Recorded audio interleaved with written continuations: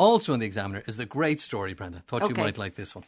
And certainly our listeners will be very interested. £50,000 sterling win spent before wife finds out. And I thought, I have to read this. Oh, tell me more, please. So I read this by Terry Jameson, and it says, Scott Brown had been living on the floor of his cramped parents' house since his wife told him on Christmas Day that she wanted a divorce.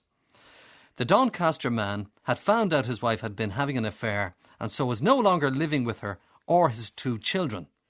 Around that time, he learned he would be going on the game show Deal or No Deal the following April. And after winning £50,000 sterling or €63,000, he decided one thing. What did he decide? To split it with everybody. Absolutely not. What? His wife would not get a single penny of the money. Oh, so he had 4 months to spend it all before the show was going to air on Channel 4. And his wife would find out. And as anticipated, she then brought him to court in a bid to ensure she received a fair share. So it says the 33-year-old sign manufacturer and fitter said he used £15,000 to clear the debts he and his wife, Rachel, 29, had from credit card bills, loans and bank overdrafts. And after holding £2,000 to spend on legal fees for his divorce, he bought clothing and toys for their 2 young children. Having signed off work with depression, all right, he spent the rest of the money having a good time, including the purchase of an iPad, a holiday in Mexico, and £4,000 on a second-hand Jaguar estate car. And when the show aired last month, Rachel, who was having an affair with a truck driver she met online, took Scott to the courts to try to get the share of the money ahead of their divorce. An injunction was imposed ordering him not to spend his winnings if any remained. Anyway, bottom line is the case has been adjourned. It went to court last week and it's been adjourned. But I was just thinking, he's dead right. Absolutely. She had the affair. She told him on Christmas Day she wanted rid of him and wanted a divorce, and she has control of the 2 children. Well, do you know what's interesting? Why shouldn't he keep the money? Well, do you know what's interesting? Isn't it funny the way things come full circle? What must poor Scott have been feeling like on Christmas Day? She had it all. New truck driver she met online. He's in the cramped floor of his mother's house. Children, everything. What must he be feeling like? And now, pretty low. A couple of months later, he's driving around in a second-hand Jaguar. Yeah, the moment anyway. For the moment, with his new iPad. his children have lovely toys. He's been to Mexico. He's had a great time in Mexico. Don't things come full circle? Well, it's a very interesting case. And the fact that he thought, right, I'm going to spend this. He's not even going to save it for a rainy day. He's just getting rid of it so she can't get her greedy hands on it. But at any rate, I want to know about this 50,000. Would you get away with it here? If you had a partner and you knew you were going to come into big bucks, could you spend it all and get away with not letting them have a penny of it? If you were going through a divorce, if you were married, would you have to give them some? I mean, it's a windfall. It's not as if they can claim, well, I supported him and I stood by him and I let him go to work and make all that money. Well, no, you didn't, because this is a windfall. He went on a game show and he won it, so it had nothing to do with his work. Nothing to do with you being at home. Or vice versa, if it was a woman who won it and there's a guy at home, whatever the case may be. I'm not picking on anybody in particular here, but on this occasion it happens to be a woman who's trying to get her claws into him for the few bob, even though she told him on Christmas Day I wanted a divorce. She was having the affair. This is according to the newspapers. With a truck driver. Where did she meet him? Online. Oh, Shock, no. horror. She met him online. Imagine that. She didn't even meet him in a lay-by. She met him online. Well, she may have met him in a lay-by, but she met him online. How quickly could you spend 50,000, Derek? How quickly could I spend it? Yeah. By the time I'd finished giving it to all the people I know and love, very quickly. Oh, indeed. bless. Absolutely. I certainly wouldn't blow it. No. Wouldn't blow it on a car or anything like that. Oh, no. Pay off your bills first, Brenda.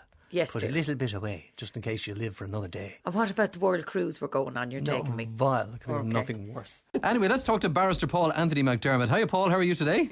Hello. So we were talking earlier about the case of a chap by the name of Scott Brown, okay? And just to remind everybody, he, on Christmas Day last, the wife comes to him and tells him she wants a divorce. She's having an affair, it turns out, with a truck driver who she met online. Neither here nor there. They have 2 children and she wants rid of this guy, Scott Brown. Shortly after that, he has to move in with the mammy. He's sleeping on the floor. And nothing. He wasn't having the affair, by the way. It sounds like she stayed in the house. And then he gets news that he's going to be on Deal or No Deal. Lucky him. Then he gets to play with Noel and talk to the banker, etc., and he wins 50,000 big ones, £50,000 sterling, about €63,000. And he decides in an instant, now I'm only paraphrasing this, that he knows what he's going to do. He's going to blow it before she hears about it and tries to get her hands on it, because there's a time lapse between the recording of the programme and it actually being aired. So he goes to Mexico, he buys a second-hand Jaguar, he pays off some debts that he'd accumulated, in fairness, with the wife. They paid off those, put £2,000 sterling aside for the divorce, for the legal fees. I was thinking that was optimistic of him. £2,000, he wouldn't get far with that here. The whole 50 grand would have been gone. But and then he bought his kids, some clothes and toys, etc., etc., etc. So eventually the show goes out. She hears about it, and they're in court, and she's trying to get some of the money. Now the case has been adjourned. What do you think of that? Could it happen here? What would be the law? Would she be entitled to some money here? Well, the law is always a spoil sport in these situations. I'm sure at least half the population is very much on the man's side. Certainly if his allegations about why the marriage broke up are true, and I think it's not clear what her side of that story is, but you can imagine the scene as she's watching the quiz show. Normally one would be delighted, proud, thrilled to see one's husband win 10,000, 15, 25, then it goes up to 50. Fortunately, on this occasion, her joy and happiness for him was slightly intermingled with a sense of, hold on a moment, if he won 50,000 on the quiz show, how come nobody said anything about that in the family law court? And he seems to have carried out his plan expertly in that he won the money on the show. The broadcasters told him they weren't going to broadcast the show for 4 months, and so he realized that if he could spend all of the money within the 4 months, then by the time she sat down to watch the television and realized he'd won, it would be too late. And obviously he had to make sure he didn't make any simple mistakes along the way. For example, if he'd sent her a postcard whilst he was in Mexico saying, having a wonderful time on the 50 grand, the game would have been up. So obviously this type of thing requires a lot of discipline if you're to carry it off successfully. And his self-discipline only seems to have broken down at the very end, because having executed the plan perfectly, having spent the 50,000 without her knowing, he then went to the Daily Mail and admitted all of this, which obviously is the slight flaw in his plan, because little known fact, lots of judges and lawyers read the Daily Mail. Certainly he should have checked what newspaper his wife subscribed to, because she read the Daily Mail, read him boasting about the fact he'd spent all of the money, and not surprisingly he's now in deep trouble with the court, which isn't amused at the idea that somebody might come to court declaring their assets to be a certain amount and then go off to the Daily Mail and say, I had a fantastic time in Mexico and all the 50,000 is gone. But you'd have to admire him for it. And hang on a second, why would she be entitled to it anyway? It was a windfall. They didn't earn it. I mean, she had split from him.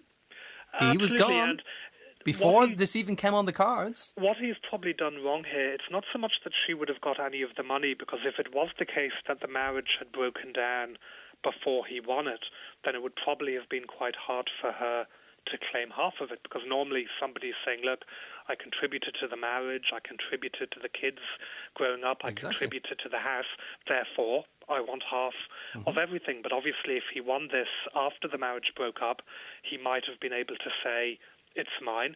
Equally, he might have been able to say, look, I spent some of it on joint bills, so he seems to have cleared all of the household debts. But the problem isn't so much whether she could have got her hands on some of it. The problem is probably whether or not he told the court, because obviously in family law, if you have to do what's known as an affidavit of assets and set out all of your assets for the court, that means everything. It doesn't mean the money you've hidden in Mexico. I see. Do you admire him, Paul?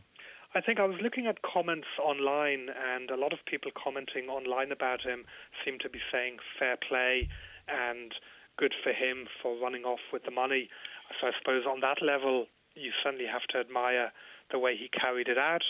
I suppose if it is the case that he has misled a court and that there was any court order that he breached by doing this, then clearly that would be a more serious matter. Because we've obviously heard of lots of cases in Ireland in the last couple of years where banks or companies are chasing people for money owed, and just before the court hearing it transpires all of the person's houses have been transferred to the wife or to the children or to other people. So there's obviously a serious side to it too, which is if you do owe somebody money and if the court isn't looking into it, clearly if you're going to go to Mexico for your holiday, you should make sure you've declared all of the money you spent there.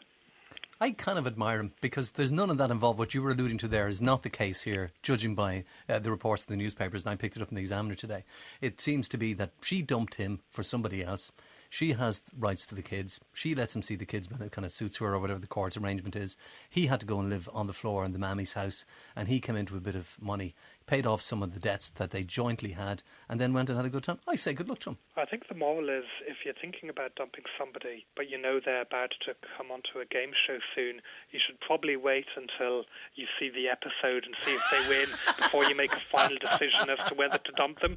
Because even if you've decided you don't really want to be with that someone any longer, if it turns out they've won $1 million on a game show, you might just want to have a second thought about that, and all of a sudden their faults might not seem quite as bad as they seemed before the person won the game show. Yeah, breaking wind in bed won't matter. Or in the studio for that matter. Stop Thank you, Paul. it. Bye.